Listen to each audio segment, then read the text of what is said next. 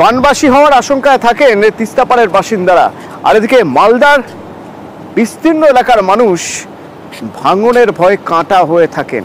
তো এই ভাঙন রোধের জন্য বরাদ্দ মিলল না।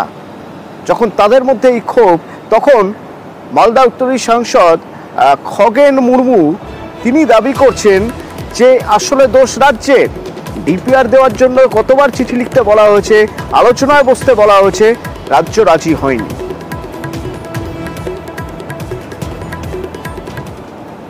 ভাঙন প্রতিরোধ করার জন্য রাজ্য সরকারের পক্ষ থেকে কোনো পদক্ষেপ তারা নিচ্ছে না। একমাত্র রাজ্য সরকারের অসহযোগিতার কারণে আজকে আমাদের এই ভাঙন রোধ করবার ক্ষেত্রে কেন্দ্রীয় সরকারের সাহায্য আমরা পাচ্ছি না। কেন্দ্রীয় সরকারের জলশক্তি বিভাগের মাননীয় মন্ত্রী তিনি বারবার বলেছেন রাজ্য সরকার থেকে আপনি চিঠি নিয়ে আসুন, একটা চিঠি করতে বলুন বা তাদের একটা ডিপিআর তৈরি করতে বলুন।